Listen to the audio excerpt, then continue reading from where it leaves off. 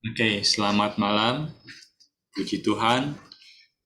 Malam ini kita akan melanjutkan pelajaran kita 2 minggu yang lalu, di mana minggu yang lalu kita sudah mempelajari akan keberadaan Tuhan, baik oleh penyataannya melalui alam semesta, melalui kehidupan kita sebagai manusia, makhluk ciptaan Allah yang diciptakan menurut serupa dan gambaran Tuhan. Oke, malam ini saya akan share screen dulu. Oke, malam ini kita akan mempelajari masih dalam teologi ya. Teologi itu adalah kita mempelajari tentang Allah. Ya, malam ini kita akan mengambil hal yang baru, yaitu sifat-sifat Allah. Nah, di dalam pengenalan kita akan Allah, kita harus menyadari seperti minggu kemarin yang sudah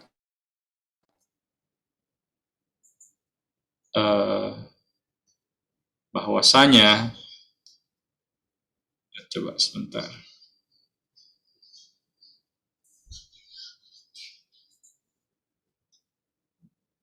Maaf ya, ada gangguan, kabelnya ketendang.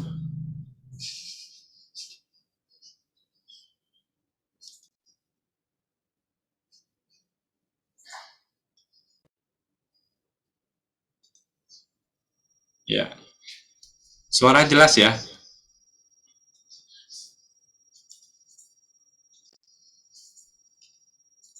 Oke. Ya, kita mempelajari tentang sifat-sifat Allah pada malam ini ya. Nah, kita sebagai manusia, kita memang terbatas untuk memahami siapa itu Allah dengan sempurna, seperti yang sudah kita pelajari 2 minggu yang lalu. Nah, tetapi Tuhan juga menyatakan dirinya melalui firman-Nya, melalui Alkitab yang sudah kita miliki, sehingga kita bisa mengenal siapa itu Allah. Hanya sebatas itu. Dan di luar itu merupakan suatu misteri bagi kehidupan kita, dan itu memang rahasia Allah. Baik, dalam pembelajaran malam ini kita akan mulai dengan sifat-sifat Allah. Nah, itu sifat Allah ini bisa kita kelompokkan menjadi 2 bagian besar ya. Di mana yang pertama kita akan mempelajari sifat-sifat yang tidak dapat diberikan. Ya, jadi kita tidak bisa memberikan sifat ini kepada Allah, karena pada dasarnya sesuatu sifat Allah itu sudah ada pada dirinya sendiri. Nah, apa hal aja yang kita dapat pelajari ya? Jadi, incommunicable attribute. Nah, yang pertama itu self-existence. Nah, self-existence ini artinya keberadaan Allah. Berarti Allah itu ada dari dirinya sendiri. Nah, jadi kita mengetahui bahwa keberadaan Allah itu kita tidak bisa memikirkan sebenarnya Allah itu kapan adanya. Kalau manusia diciptakan, nah jelas di dalam Kejadian, nah di situ dijelaskan bahwa manusia itu diciptakan dari yang tidak ada menjadi ada. Nah, sehingga itu kita merupakan makhluk ciptaan Allah. Dan sekarang keberadaan kita bisa kita lihat dari Adam dan Hawa sampai pada keturunan-keturunannya sampai sekarang. Nah, tetapi kalau kita memikirkan dengan pikiran kita sebagai manusia yang terbatas ini, kalau kita memikirkan Allah itu kapan adanya? Apakah sebelum Allah menciptakan alam semesta ini, menciptakan alam dunia ini, dan beserta segala isinya, apakah Allah itu sudah ada? Nah, kita tidak bisa berpikir seperti itu. Karena kenapa? Karena Allah itu sebelum dari kekekalan, itu Allah sudah ada. Sampai selama-lamanya Allah tetap ada. Jadi, kalau kita urut-urutkan, nah kita tidak bisa menemukan kapan Allah itu ada. Karena Allah itu sudah ada dari semenjak kekekalan.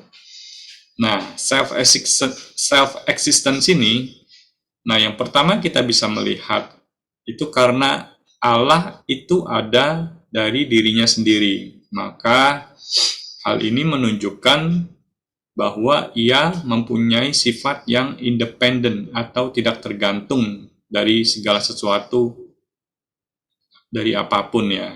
Nah, kita bisa lihat ini melalui diri atau keberadaan Allah. Nah, di dalam Yohanes 5 ayat 26, nah di sini saya bacakan saja ya. Oke. Yohanes 5 ayat 26.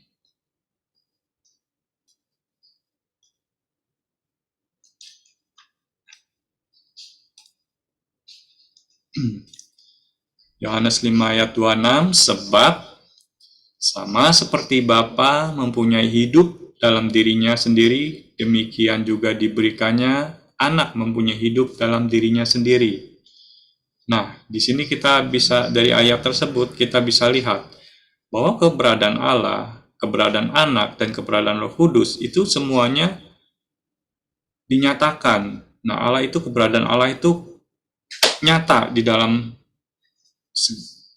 kekekalan seperti itu ya. Jadi sudah ada. Jadi di dalam dirinya sendiri. Nah, itu menunjukkan bahwa dia mempunyai sifat yang independen. Dia tidak tergantung pada suatu keadaan atau pemikiran manusia atau dari ciptaan, karena keberadaannya sudah ada dari semenjak kekekalan seperti itu ya. Nah, terus kita bisa juga lihat dari sifat-sifatnya. Nah, jadi kita pernah mendengar sifat Allah itu, kita tahu bahwa Allah itu maha kuasa, Allah itu maha hadir, Allah itu maha segalanya ya, pencipta, maha bijaksana, maha segalanya. Nah, itu sifat-sifat yang dimiliki oleh Allah dan itu merupakan suatu yang independen.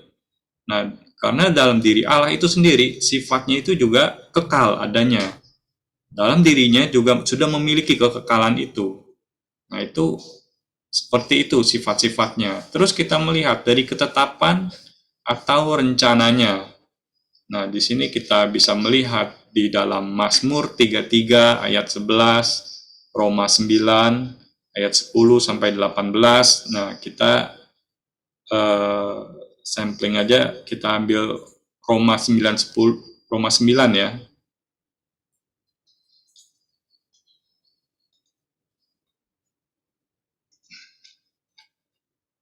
Oke. Sini saya akan share screen juga untuk Alkitabnya ya.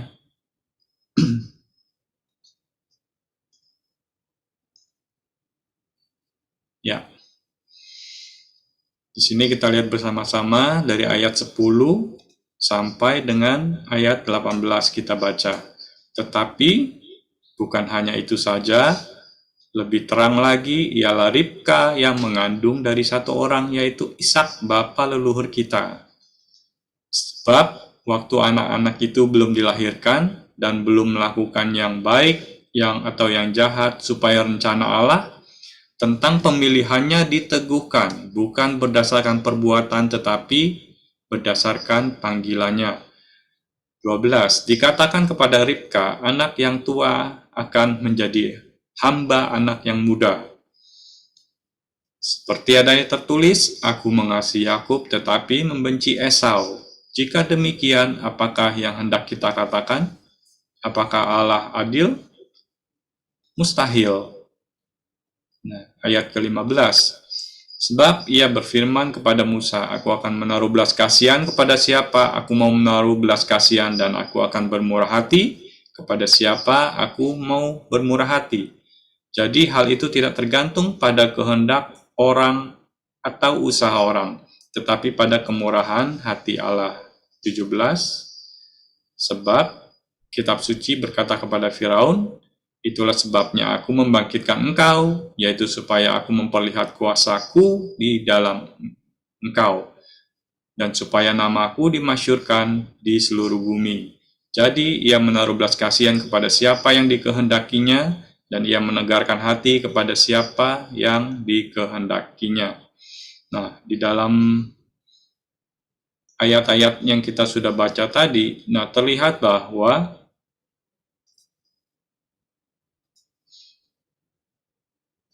ketetapan atau rencana Allah bahwa di dalam kehidupan manusia segala sesuatunya itu sudah ditetapkan oleh Allah rencananya. Jadi segala sesuatu yang menyangkut ketetapan rencana Allah itu tidak bisa dipengaruhi oleh manusia atau ciptaan yang lainnya. Karena itu bersifat hal yang berdaulat di tangan Tuhan. Nah, itu dari ketetapan atau rencananya. Bahwa Allah itu independen, tidak bisa diatur. Semua kehendak Allah itu adalah ketetapannya, rencananya. Nah, juga kita bisa melihat di dalam selanjutnya yaitu pikirannya. Nah, di sini kita bisa lihat Roma 11 ayat 33 sampai 34.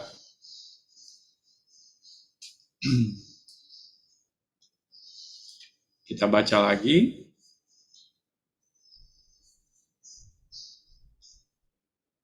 Roma 11, 33, 34.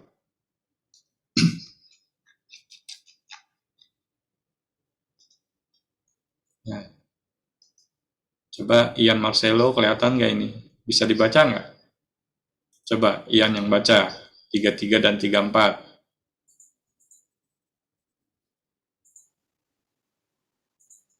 Wah, alangkah dalam kekayaan, hikmat dan pengetahuan Allah. Sungguh tak terselidiki keputusan-keputusannya, dan sungguh tak terselami jalan-jalannya. Sebab siapa yang mengetahui pikiran Tuhan, atau siapakah yang pernah menjadi penasihatnya? Oke.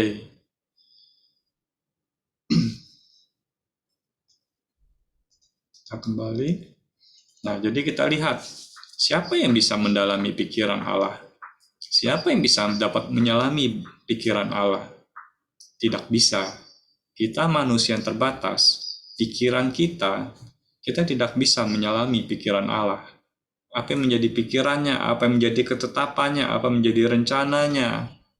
Nah, itu kita tidak bisa memikirkan semua itu.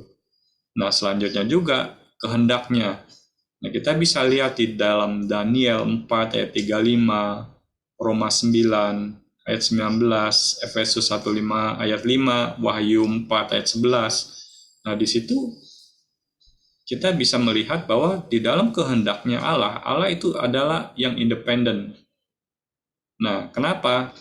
Apa yang menjadi kehendaknya pasti sesuai dengan ketetapan rencananya, sesuai apa yang menjadi pikirannya. Kita tidak bisa memahami kehendak Allah itu seperti apa. Mungkin manusia mempunyai suatu rencana atau kehendak, keinginan seperti itu ya. Kita bercita-cita mau sebagai apa, seperti itu kan di dalam kehidupan. Apalagi nanti kita mau kuliah, mau sekolah, mau jurusan apa, kita mempunyai kehendak, kita mempunyai keinginan.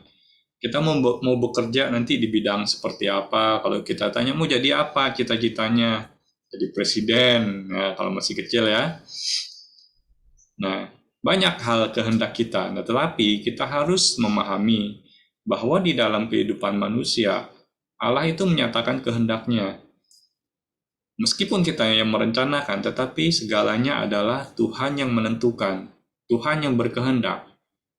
Nah, jadi kita harus menyadari belum tentu segala rancangan kita yang tidak terjadi di dalam kehidupan kita nantinya ya.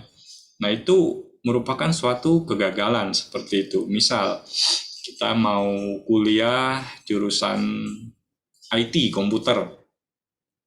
Kita sudah berusaha, kita belajar seperti itu ya. Nah, tetapi kok nggak diterima seperti itu. Nah, cuman tiba-tiba kita diterima, kita masuk ke bagian hukum atau kedokteran seperti itu. Nah, kita berpikir, waduh, bagaimana ini? Rencana kita bisa gagal ya.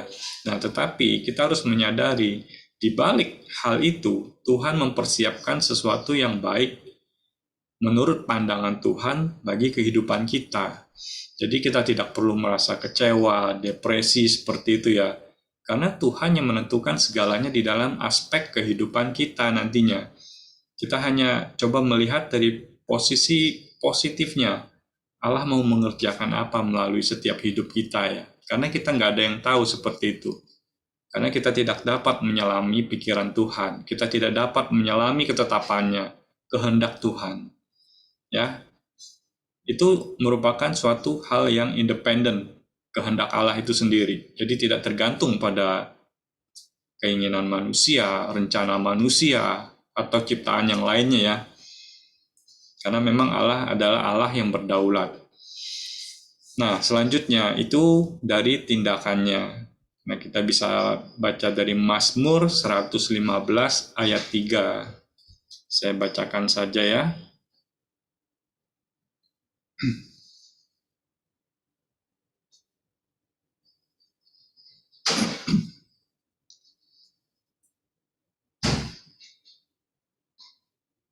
Mazmur 115.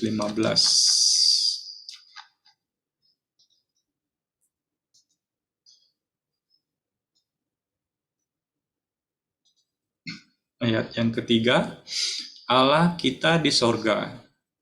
Ia melakukan apa yang dikehendakinya. Allah di sorga, ia melakukan apa yang dikehendakinya. Nah, di dalam setiap tindakannya, kita tahu apa yang sudah dikehendaki oleh Allah, dia pasti melakukannya. Jadi, tidak ada tergantung bagi diri manusia untuk mengatur, aduh Tuhan, tolong dong jangan lakukan ini, hal ini kepada saya. Saya kan mau masuk jurusan IT, kenapa saya dikasih malah yang keterimanya kedokteran, misalnya seperti itu ya. Tidak bisa seperti itu. Karena kita harus melihat, karena tindakan Allah itu adalah Allah yang ada Allah yang berdaulat. Jadi tindakannya juga itu pasti sesuai dengan apa yang menjadi ketetapannya, pikirannya, rencananya, dan kehendaknya. Ya, itulah Allah itu memiliki sifat yang namanya self-existent atau ada dari dirinya sendiri. Jadi segala keberadaan Allah, sifat-sifatnya, ketetapannya, rencananya, pikirannya, kehendaknya, tindakannya, itu tidak bisa dipengaruhi oleh keberadaan makhluk ciptaannya ya, atau segala sesuatu yang diciptakan Allah, atau apapun itu.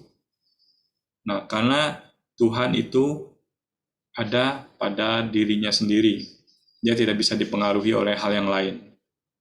Nah, selanjutnya, karena Allah adalah satu-satunya yang mempunyai sifat self-existent tadi, yang ada dari dirinya sendiri, dan segala sesuatu yang di luar diri Allah ada hanya melalui Dia dan dipelihara olehnya, maka ini juga berarti bahwa segala sesuatu tergantung pada Dia. Jadi sudah jelas ya, bahwa segala sesuatu, apa yang sudah diciptakan Allah, dalam segala kehidupan manusia, nah Tuhan memelihara kehidupan manusia, dan dalam ketergantungan kita kepada Allah, nah itu Allah lah yang menentukan segalanya, sesuatunya di dalam kehidupan kita. Jadi terkadang mungkin kita bertanya, kok bisa hal terjadi seperti ini, kenapa Tuhan izinkan seperti itu. Nah, kita tidak bisa mengerti itu karena dalam setiap kehidupan pribadi kita, Tuhan menetapkan segala sesuatunya. Tuhan menentukan segala sesuatunya. Nah, jadi apapun yang kita lakukan sebetulnya itu sudah ada di dalam rencana Allah. Dari sudut pandang kita sebagai manusia, kalau kita melihat, bahwa kita ini ya kalau Allah sudah menetapkan, Allah berdaulat atas hidup kita ya, kayak kita ini seperti robot gitu ya. Jadi kita tidak bisa menentukan segala sesuatu. Nah, tapi tidak seperti itu. Kita makhluk ciptaan. Kita makhluk yang diciptakan segambar dengan Allah. Kita bukan robot. Ya, jadi meskipun apapun yang kita lakukan, apapun yang kita putuskan, bahwasanya itu semuanya sudah ada di dalam ketetapan Allah sendiri, sudah ada di dalam rencana Allah sendiri bagi kehidupan pribadi setiap manusia. Ya, jadi Tuhan tidak bisa ditentang. Kedaulatan Tuhan tidak bisa kita tentang atau kita pikirkan mengapa Allah begini, Allah begitu. Karena memang Allah adalah Allah yang berdaulat bagi hidup kita ya. Selanjutnya, poin B. Nah, tadi kita sudah melihat bahwa Allah itu adalah self-existent ya. Dia ada dalam dirinya sendiri. Nah, sekarang bahwa sifatnya itu tetap atau tidak bisa berubah. Immutability. Ya. Jadi kesempurnaan Allah itu dia tidak bisa berubah dari diri sendirinya ya. Jadi baik itu maksud, tujuan, janji-janjinya, dia adalah Allah yang tidak bisa berubah. Nah, kita bisa lihat misalnya contoh di dalam Malaiki 3 ayat 6, saya bacakan aja ya.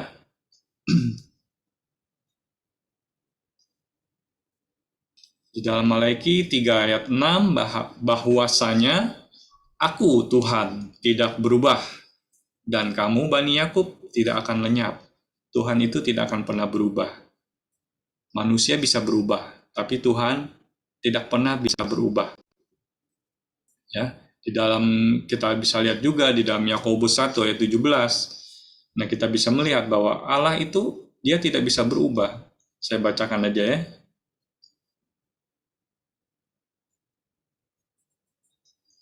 Yakobus 1 ayat 17.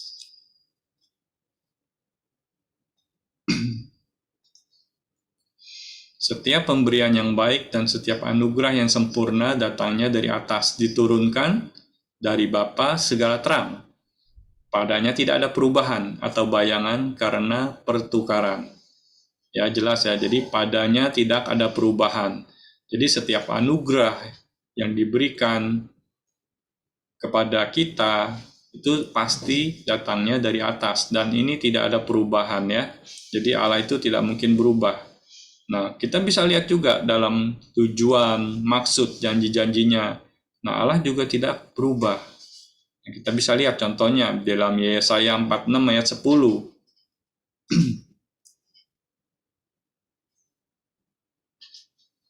Bentar, saya bacakan. Yesaya 46 ayat 10. Yang memberitahukan dari mulanya hal yang kemudian dan dari zaman purbakala apa yang belum terlaksana, yang berkata, keputusanku akan sampai dan segala kehendakku akan kulaksanakan. Ya, jadi semua maksud, tujuan, janji-janji Tuhan pasti akan tergenapi, pasti akan dilaksanakan. Nah, jadi Allah itu tidak bisa berubah. Jadi kita bisa melihat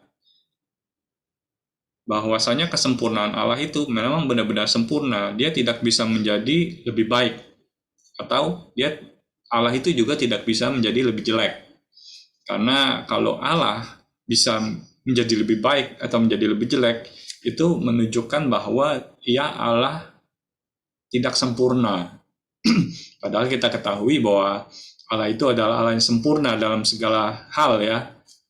Nah, jadi dia tidak bisa berubah makin baik atau jelek. Dia pasti Allah yang sempurna. Segalanya sesuatunya itu sempurna. Nah, tetapi meskipun kita bisa lihat ya bahwa meskipun dia Allah yang sempurna, Allah yang tidak berubah, tetapi kita pernah melihat bahwa tindakannya itu bisa berubah. Dalam arti bisa saja Allah itu tidak melakukan lagi apa yang dulu pernah ia lakukan ya. Contohnya ya, dulu Allah kan pernah menghancurkan manusia dengan air bah ya dari zaman Nabi Nuh ya. Nah, kita bisa baca itu ceritanya di Kejadian 9, 12 sampai 16 ya. Nah, tetapi apakah setelah itu Tuhan mengulangi hal seperti itu? Nah, tidak kan. Nah, jadi tindakannya itu bisa berubah. Nah, contoh lagi, dulu pada saat bangsa Israel dikeluarkan dari Mesir, nah kita melihat dalam penyertaannya di padang gurun, Tuhan menggunakan tiang awan dan tiang api untuk menerangi atau pada malam hari dengan tiang api, tiang awan pada waktu siang hari untuk melindungi orang Israel dari kepanasan seperti itu di padang gurun ya. Nah, tetapi apakah hal itu diulangi lagi Tuhan? Sampai konteksnya dengan zaman sekarang. Nah, itu tidak. Nah, jadi kita bisa melihat tindakannya bisa berubah dalam arti bisa saja bahwa Allah pernah melakukan sesuatu tetapi dia tidak akan melakukan hal tersebut berulang pada masa depan seperti itu ya. Dan kita juga lihat bahwa caranya juga bisa berubah. Di dalam Ibrani 1 ayat 1 kita melihat. Nah, karena kita melihat bahwa ketidakbisa berubahan Allah itu jangan kita gunakan sebagai dasar untuk berkata bahwa kalau dulu Allah misalnya bisa membangkitkan orang mati seperti itu ya. Nah, sekarang juga pasti juga Allah membangkitkan orang mati. Nah, kita ingat cerita Lazarus ya, adiknya Maria dan Marta. Nah, itu di situ Tuhan membangkitkan Lazarus dari kematian. Nah, apakah harus terjadi sama dengan sekarang? Belum tentu. Nah, dalam hal zamannya sekarang, nah itu juga udah nggak pernah terjadi. Nah, jadi cara Allah juga bisa berubah seperti itu ya. Nah, jadi kita jangan selalu menyamakan hal yang dulu yang pernah terjadi bisa terjadi sekarang. Belum tentu ya, tapi apakah bisa? Bisa saja terjadi. Allah bisa pakai siapa saja ya, tapi tidak mutlak itu harus sama terjadi bahwa jika kita melihat orang mati atau siapapun, ya udah kita doain Tuhan Yesus bisa kok membangkitkan orang mati. Nah, kita doain nih.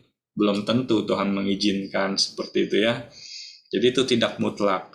Jadi kita bisa melihat dari dua contoh itu ya bahwa dalam hubungan manusia dengan Allah, nah itu bisa berubah dalam setiap tindakan Allah, cara Allah mengerjakan sesuatunya itu bisa berubah. Nah, tetapi di dalam Allah sendiri, karakter Allah, dia tidak bisa berubah. Ya, dari segala ketetapannya, dari segala apa yang ia lakukan, apa yang ia rencanakan, apa yang Allah kehendaki, itu tidak bisa berubah. Itu dari diri Allah sendiri. Nah, tetapi dalam hubungan manusia, cara Tuhan menyatakan dirinya kepada manusia dalam kehidupan manusia itu bisa berubah-ubah seperti itu ya. Nah, kita melihat seperti itu. Nah, itulah immutability atau sifat tetap tidak bisa berubah. Oke. Nah, yang ketiga, yang poin C dari sifat-sifat yang tidak dapat diberikan. Nah, ini infinity atau ketidakterbatasan. Nah, sampai di sini tadi ada yang mau ditanyakan nggak? Atau pusing? Kita pelajari pelan-pelan ya. Jadi untuk berusaha memahami memang tidak mudah ya untuk kita bisa mengenal Allah. Cuma kita mau belajar bersama-sama untuk kita bisa memahami ya. Kita lanjutkan, ini adalah infinity atau ketidakterbatasan. Nah, kita memahami bahwa Allah itu tidak terbatas ya. Nah, jadi ada beberapa aspek dari ketidakterbatasan Allah itu sendiri. Yaitu yang pertama, kesempurnaannya yang mutlak. Jadi, His absolute perfection. Jadi, kesempurnaannya yang mutlak. Itu yang pertama. Nah, jadi kesempurnaannya ini menjadi sifat dari semua sifat-sifat yang dapat diberikan. Nah, ini kan kita masih mempelajari sifat-sifat yang tidak bisa diberikan kan ya. Incommunicable attribute. Nah, tetapi kesempurnaannya ini menjadi sifat dari sifat-sifat yang dapat diberikan yang akan kita pelajari nanti selanjutnya ya. Poin selanjutnya. Jadi, kesempurnaan seperti apa, sifat seperti apa yang merupakan aspek ketidakterbatasan Allah ini, yang kesempurnaan yang mutlak itu ya. Yang mutlak itu ya harus ada absolut gitu ya. Jadi seperti apa? Kuasa Allah, kesucian Allah, pengetahuan Allah, hikmat Allah, kasih atau kebenaran Allah. Nah, itu semuanya sempurna. Nah, itu sudah pasti, udah absolut, udah mutlak. Jadi Allah memiliki kesempurnaan dalam hal itu. Dalam hal kuasanya, menciptakan alam semesta, itu udah mutlak. Allah itu suci. Jadi Allah suci itu Allah tidak bisa bersatu dengan dosa. Nah, itu udah mutlak itu, yang dimiliki oleh Allah.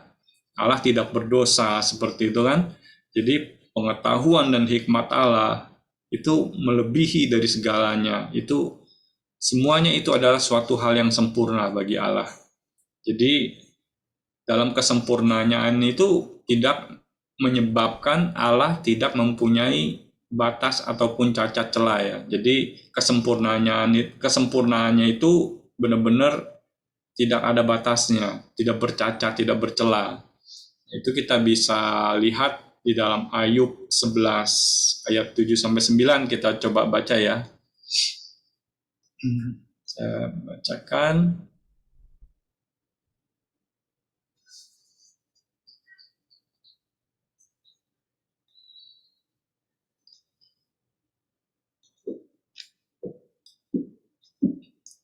Nah, Ayub 11 ayat 7 sampai 9, dapatkah engkau memahami hakikat Allah? Kalau enggak saya share aja ya, biar bisa kita baca bersama-sama. Ya, bisa dibaca ya. Nah, coba nih siapa nih? Selo, baca Selo. 11, 7, 8, dan 9. Ya Om, Coba baca nih Ayub 11 ayat 7, 8, dan 9. 3 ayat ini. ya Om. Dapatkah engkau memahami hakikat Allah, menyelami batas-batas kekuasaan yang maha kuasa? Ayat 8.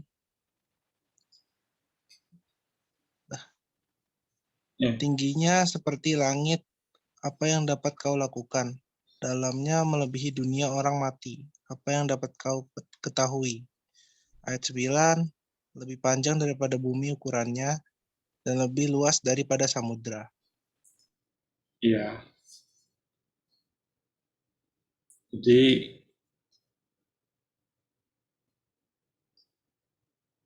nah itu kesempurnaannya ya.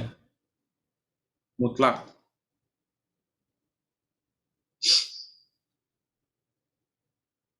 Jadi kita tidak bisa menyelami pikiran Allah, kita tidak bisa dalam pemikiran manusia itu kita tidak bisa memahami semuanya karena dia Allah yang sempurna. Nah, itu yang kesempurnaan yang mutlak ya. Yang kedua, yaitu dari kekekalan. Nah, kekekalan juga kita bisa melihat bahwa Allah itu adalah Allah yang kekal, ya. Jadi seperti saya cerita tadi di awal, kita tidak bisa bertanya Allah itu dari mana munculnya, ya kan?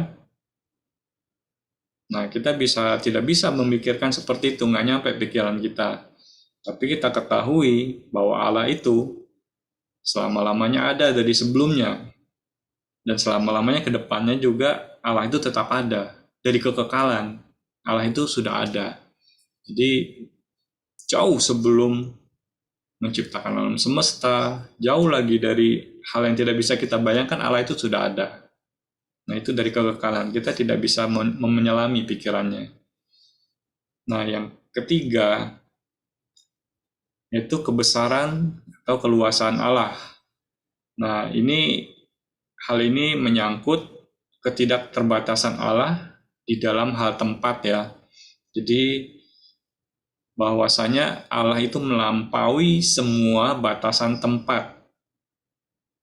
Ya, jadi kita tidak bisa memikirkan bahwa Allah sedang ada di sini di dalam persekutuan kita. Jadi Allah tidak ada di persekutuan yang lain.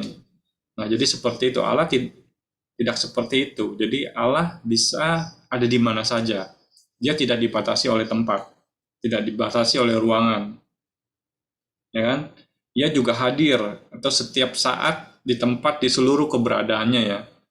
Jadi kapanpun, dimanapun, di tempat manapun, dia pasti ada. Karena dia adalah Allah yang maha hadir.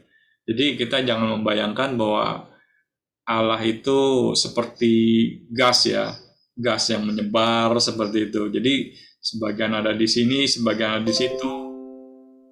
Ya, juga jangan membayangkan seakan Allah itu seperti raksasa. Jadi gede tangannya di sono, kakinya di sana. Enggak seperti itu.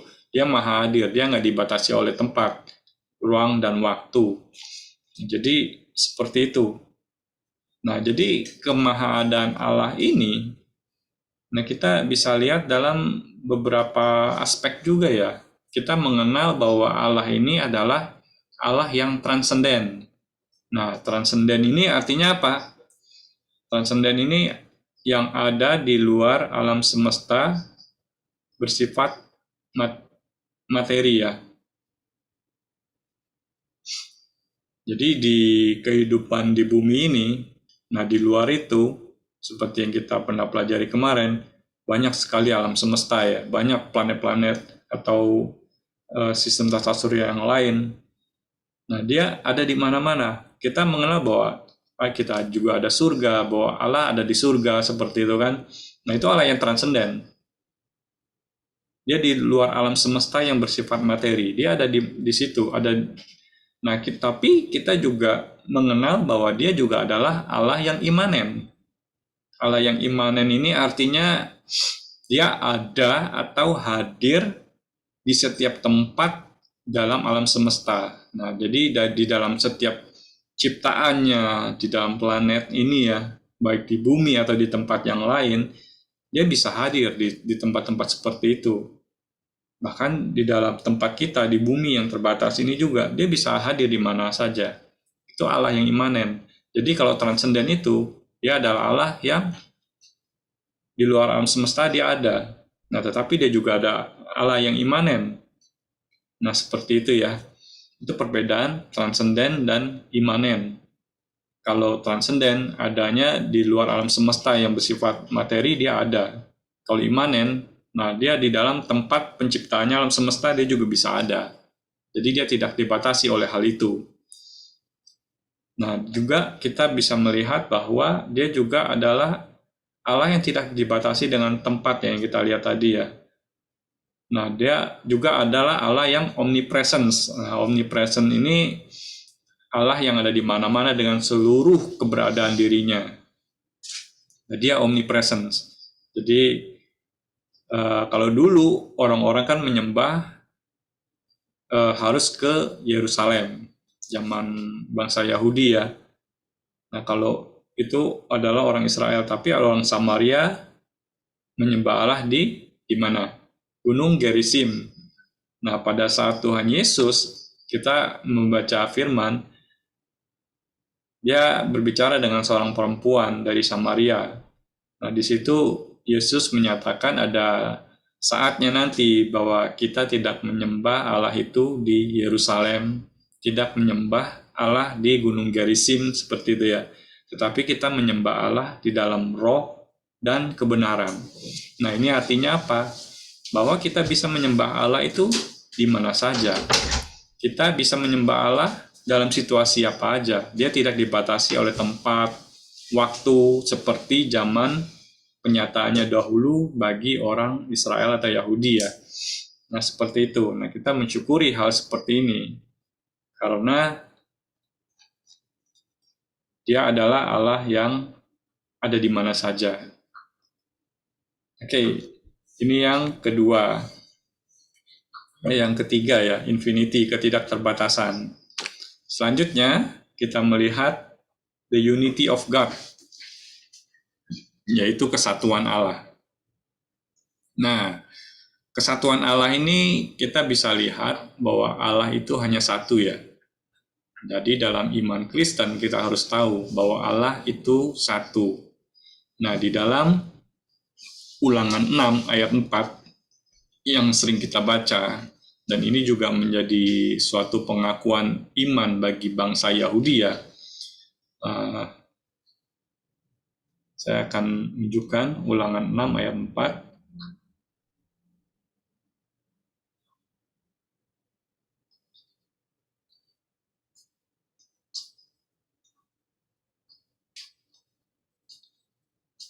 Nah, ini pengakuan orang Yahudi yang selalu digemakan ya. Dengarlah hai orang Israel, Tuhan itu Allah kita, Tuhan itu Esa. Jadi kalau kita sering dengar Shema Israel, Adonai Elohimo, Adonai Ehad. Nah, itu bahasa Ibraninya. Itu yang sering dikumandangkan oleh orang Yahudi. Nah, dengarlah hai orang Israel, Tuhan Allah kita, Tuhan itu Allah kita, Tuhan itu Esa. Jadi Tuhan kita itu Esa. Nah, nanti kita untuk pertemuan selanjutnya kita akan mempelajari nih. Meskipun Tuhan kita ini, Allah kita ini Esa, nah tetapi dia mempunyai pribadi-pribadi seperti itu ya, yang kita kenal doktrin kita, yaitu itu Allah yang Tritunggal. Tritunggal itu apa? Nah, nanti di pertemuan selanjutnya kita akan mempelajari. Nah, cuma di sini singkat aja bahwa Allah kita itu adalah yang Esa. Nah, ini kita bisa melihat juga di dalam Raja-Raja 8 ayat 60, 1 Korintus 8 ayat 6, 1 Timotius 2 ayat 5. Nah, nanti dipelajari, kita baca di dalam, kita bisa menemukan bahwa Allah itu Esa di dalam ayat-ayat yang kita sebutkan ini ya. Nah, yang kedua, Allah itu unik. Tidak ada yang seperti dia. Ya, keunikan Allah kita ini ya seperti saya ceritakan tadi. Allah itu Allah yang Tritunggal, 3 tapi 1, unik. Itu tidak dimiliki oleh Allah manapun. Ya, Allah yang disembah oleh orang-orang seperti patung-patung yang lain atau hal apapun itu tidak bisa menandingi Allah yang kita kenal, Allah Abraham, Ishak dan Yakub ya. Nah, itu adalah Allah yang kita kenal. Nah, Allah itu unik. Jadi tidak ada yang bisa menyamakan dia, baik itu dalam hal kuasanya, dalam hal apapun, kemahaan dia, tidak ada yang bisa menandinginya. Karena dia adalah Allah yang absolut, ya. Dia unik. Nah, yang ketiga, jadi Allah itu tidak terbagi-bagi atas komponen yang membentuk Allah, berbeda dengan manusia, terdiri dari tubuh, jiwa, roh. Jadi kalau kita kan manusia kan terdiri dari tubuh kita ini terdiri dari daging, tulang, ada darah dan sebagainya ya. Jadi Allah itu adalah roh. Jadi Allah tidak terdiri hal-hal seperti ini, ya, nggak seperti manusia. Karena kehidupan kita ini setelah kita jatuh dalam dosa, nah kita ini bakal mati karena dosa itu ya. Jadi Allah adalah Allah yang roh. Jadi dia tidak terbagi-bagi kayak seperti manusia. Ada yang menganalogikan bahwa pemahaman Allah itu seperti manusia. Nah, di dalam halnya doktrin kita pernah mempelajari bahwa ada pengenalan trikotomi. Jadi tubuh, jiwa, dan roh. Nah, itu trikotomi ya. Nah, tapi ada juga dikotomi. Jadi manusia itu terdiri dari tubuh, jiwa, atau roh. Nah, ini ada pandangan tersendiri yang nggak kita bahas di sini ya. Nah, jadi Allah tidak bisa diumpamakan seperti itu. Kita mempelajarinya nanti kaitan dengan Tritunggal. Tritunggal ini dihubungkan dengan manusia. Nah, manusia ini ada tubuh, ada jiwa, dan roh. Nah, tetapi itu tidak bisa kita bandingkan seperti itu komponen-komponennya ya. Kenapa? Karena kita tahu bahwa Bapa, Anak, dan Roh Kudus meskipun keberadaannya berbeda, tetapi dia tetap Allah. Nah, sedangkan manusia, kalau tubuh berpisah dari roh, nah kita jadi mayat, ya. Begitu pula kalau roh terpisah dari tubuh, dia hantu seperti itu, roh gitu ya. Nah, Allah tidak seperti itu. Meskipun Allah ada Bapa, Anak, dan Roh Kudus, nah tetapi dia adalah satu kesatuan. Dia adalah Allah. Nanti itu akan kita pelajari minggu depan ya, Allah Tritunggal. Yaitu adalah satu kesatuan Allah. Allah kita itu esa, Allah kita itu unik. Ya, jadi Allah itu tidak bisa terbagi atas komponen seperti manusia ini. 3 hal itu ya. Ada daging, tulang, darah. Nah, Allah tidak memiliki seperti itu karena Ia adalah roh. Nah, selanjutnya kita akan mempelajari, nah ini poin kedua ya. Tadi kita sudah mempelajari sifat-sifat yang tidak dapat diberikan. Nah, sekarang kita mempelajari sifat-sifat yang dapat diberikan atau communicable attributes. Sekarang jam 19.55. Nah, rasanya ini nggak keburu ya. Ini juga panjang. Nah, kita cuma bisa mempelajari sifat-sifat yang dapat diberikan dulu. Nah, untuk minggu depan, kita akan lanjutkan mengenai sifat yang kedua ini ya. Jadi sifat-sifat yang dapat diberikan. Ada poin-poin yang tersendiri, nanti kita akan pelajari minggu depan. Kiranya ada yang mau bertanya nggak sampai di sini? Ada yang bingung nggak? Kalau ada yang nggak mengerti, boleh bertanya ya. Jadi kita juga harus aktif di dalam belajar. Sama kayak di sekolah, kalau nggak mengerti, kita harus bertanya pada ibu guru, seperti itu kan. Oke, mengenai sifat yang tidak dapat diberikan, ada yang mau bertanya? Nggak ada, Om. Nggak ada ya. Oke, karena berhubungan dengan waktu, sudah hampir jam 8. Untuk yang poin kedua, kita akan lanjutkan minggu depan. Kita akan tutup ya di dalam doa pelajaran kita malam ini. Kiranya Tuhan menolong kita semua. Oke, kita tundukkan kepala, kita mau berdoa. Bapa di dalam surga, terima kasih Tuhan buat materi pembelajaran-Mu malam ini Tuhan. Kami bisa mengenal sebagian sifat yang Kau miliki Tuhan, di mana kami mempelajari, mengetahui, dan kami menyadari Tuhan, bahwa Engkau adalah Allah yang ada dari diri Engkau sendiri Tuhan, yang tidak bisa dibatasi oleh tempat, waktu. Kami bersyukur, kami memiliki Allah yang maha kuasa, Allah yang maha hadir, Allah yang maha mengetahui segalanya. Bagi kehidupan manusia, Engkau menciptakan kami Tuhan, dengan segala keterbatasan kami untuk bisa memahami Engkau. Kami mengucap syukur Engkau menyatakan kepada kami Tuhan, sebatas apa yang Engkau nyatakan Tuhan. Biarlah Tuhan, di dalam materi yang kami pelajari ini bisa menjadikan berkat, khususnya bagi para remaja yang mengikuti ibadah pada malam ini.